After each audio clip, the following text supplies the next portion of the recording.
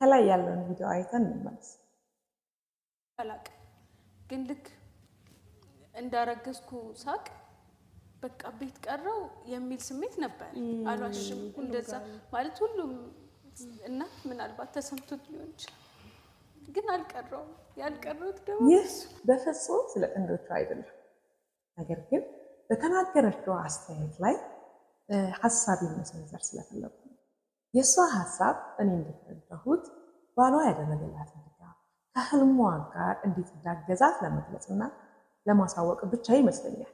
ነገር ግን እንደ ጋዜጠኛ እየጠየቋት ያሉ ሰዎችም ፖስቶቹ አብረዋት ስሜታዊ ከመሆን ይልቅ እናትነት ቤት መቀመጥ ወይም ደግሞ የሚያስለቅስ ነገር ነው እንዴ ብለው ጠይቀዋት ቢሆንና እሷ ሀሳቧን በደንብ አብራርታ ቢሆን ደስ ይለኝ ነበር።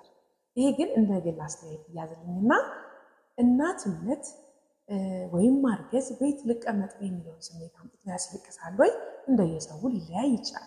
ነገር ግን የኔ ዋና ሀሳብ ከወለዱ በኋላ ቤታቸው ተቀምጠው ልጆቻቸውን እያሳደጉ ያሉ እናቶች ምን አይነት ትልቅና መተኪያ የሌለው ውሳኔ የወሰኑ እንደሆኑ እንዲያውቁ ለመንገር ያህል ነው።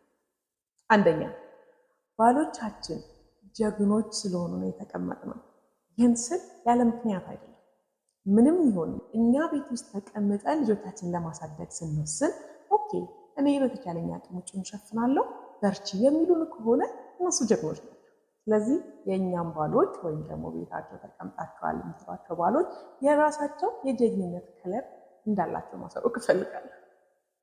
ሁለተኛው የምንወስነው ውሳኔ ነገ የምናፈራው ትውልድ ወይም ቤታችንን የምንገነባበትን መንገድ በራሳችን መንገድ ባልተበረዘ ቋንቋ፣ ባልተበረዘ አመለካከት፣ ባልተበረዘ ስብዕና እጅግ ደስተኞች ነው ፍቅርን በግልጽ እናት ማለት ምን ማለት እንደሆነ ቤት ማለት ምን ማለት እንደሆነ እያወቁ የሚያድጉ ልጆችን የምናፈራ ምንም ጥያቄ የሌለው ምርጥ እናት ነው ቤት መቀመጥ ማለት ነው። ቤት መቀመጥ ሳይሆን ቤት ተቀምጦ ልጆችን በአግባቡ ማሳደግም ጭምር አለ። ቤት ውስጥ ለሰራተኛ ስቶ የሚሄደው ወይም ደግሞ ዴይኬር አስቀምጦ ልጆችን የሚያሳድገውን በሚያሳድግበት መንገድ ተሳስቷል ማለት ግን አይደለም። ሁሉም እየራሱ አካሄድ አለው። ምክንያቱም ኢትዮጵያ ውስጥ ብዙ ሰዎች በተለያየ መንገድ አድገዋል። በተለያየ መንገድ ስኬታማ የሆኑ ያልሆኑ ሰዎች ልናይ እንችላለን።